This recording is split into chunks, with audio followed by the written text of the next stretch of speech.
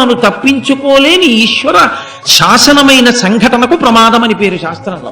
కాబట్టి నిద్రలో జరిగిన దాన్ని ప్రమాదం అనరు వ్యక్తి రీత్యా. వాడి ఆయుద్ధాయం అయిపోయిన వాడి మీద ఏదో పడిపోయిందని అనంతే. కాబట్టి ప్రమాదము నుండి తప్పించాలి అంటే ఒక్క విష్ణు అనుగ్రహమే పనిచేస్తుంది.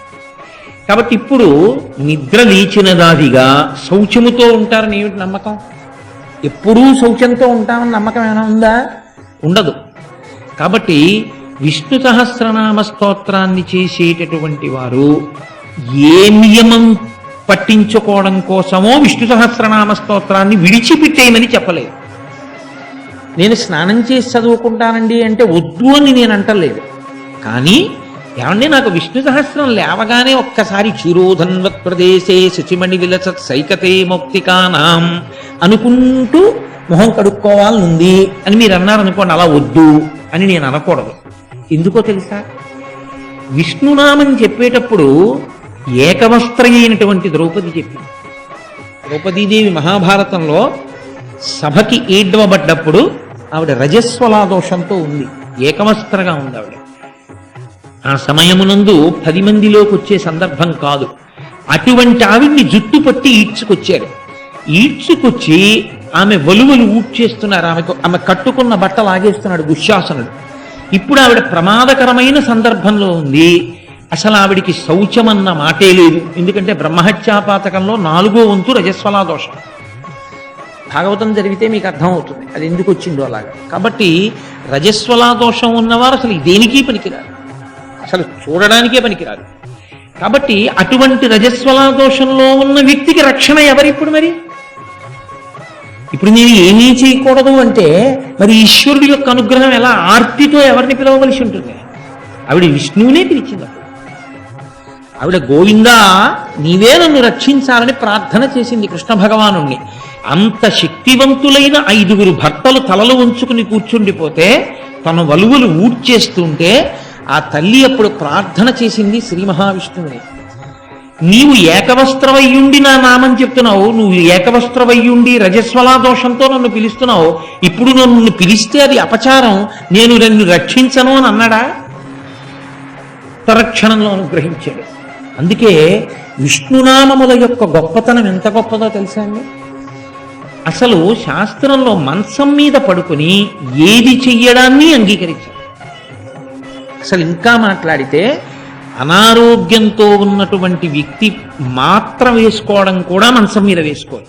ఒకానొకప్పుడు నాకు పెద్దలు మహానుభావులు, చాలా గొప్ప వ్యక్తి, ఆ మహాభాగవత భారతాది గ్రంథముల నుండి ఎన్నో పద్యములు ధారణలో ఉండి వ్యాఖ్యానం చేయగలిగిన వ్యక్తి.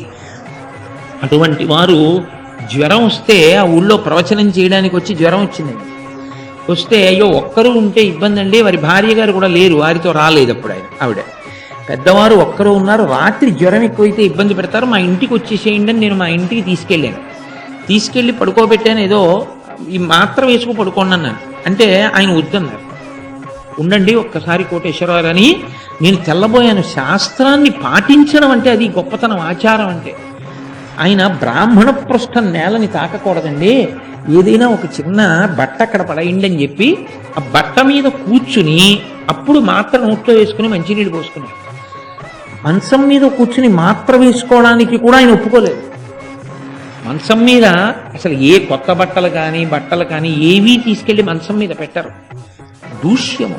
అసలు నేను ఇంకా నిక్కచ్చిగా మాట్లాడవలసి వస్తే మంచం మీద శరీర త్యాగం చేయడాన్ని శాస్త్రం అంగీకరించాలి. మంచం మీద చచ్చిపోవడానికి కూడా ఒప్పుకోలేదు. అందుకే వాడి ప్రాణం పోతోందంటే దింపేస్తారు మంచం నుంచి. అటువంటి మంచం మీద పడుకుని ఉండగా దుస్వప్నం వచ్చింది అనుకోండి, ఒక పీడకలు వచ్చింది, ఉద్విగ్నులైపోయారు మీరు, ఏదో భయమిహిసి, అయ్య బాబోయ్ అని మీరు నిజంగా ఏదో జీవితంలో ఒక దురదృష్టకరమైన సంఘటన అనుభవించినంతటి బెంగటి లోనైపోయారు. ఇప్పుడు అటువంటి దుస్వప్నం వచ్చిన దోషం పోవాలి అంటే ప్రాయశ్చిత్త కర్మ అని ఉంటుంది, మరునాడు చెయ్యాలి. అది చేస్తే పోతుంది, ఆ దుస్వప్నం వచ్చిన దోషం విరిగిపోతుంది. అథవా నిద్రలేస్తూ గజేంద్ర మోక్షాన్ని అంతటినీ ఒకసారి గుర్తు చేసుకోవాలి. నరనాథ నీకును నా చేత వివరింపబడిన గజరాజమోక్షణ కథ వినువారికి యశములిచ్చును దురితాపహంబు దుస్వప్ననాశంబు దుఃఖ సంహారంబు అంటాడు కృష్ణ భగవానుడు. ఎవరు గజేంద్ర మోక్షాన్నంతటినీ కూడా ఒక్కసారి భావన చేస్తారో వాళ్ళకి దుస్వప్న ఫలితాలు పోతాయి. అంతసేపు తెల్లారే వరకు భయంతో ఎక్కడి వరకు ఉంటాడు? ఏదో రాకూడనంత చెడ్డ కల వచ్చిందనుకోండి, ఇప్పుడు ఏం చెయ్యొచ్చు అని అడిగారు. అబ్బాయి మంచం మించి కూడా నిద్ర లేవకుండా అలాగే పడుకుని గోవిందా గోవిందా గోవిందా అని 3 మాటలు అనుకో, నీకొచ్చిన కల యొక్క ఫలితం పోతుంది. తుస్వప్నే స్మర గోవిందం సంకటే మధుసూదనం కాననే నారసింహంచ పావకే జలసాయినం జలమధ్యే వరాహంచ పర్వతే రఘునందనం. అందుకే అన్ని విష్ణునామాలు చెప్తారు. అన్ని విష్ణునామాలే రావడానికి కారణం ఏమిటంటే జాగృతికి అంతటికీ ఆయన ఆధిపత్యం వహిస్తాడు లోకంలో. అందుకని జాగృతావస్థ యందు ఇంద్రియములు మేల్కొని ఉంటాయి కనుక విష్ణు సహస్రనామ స్తోత్రం చెప్పడానికి ఏ విధమైన అభ్యంతరము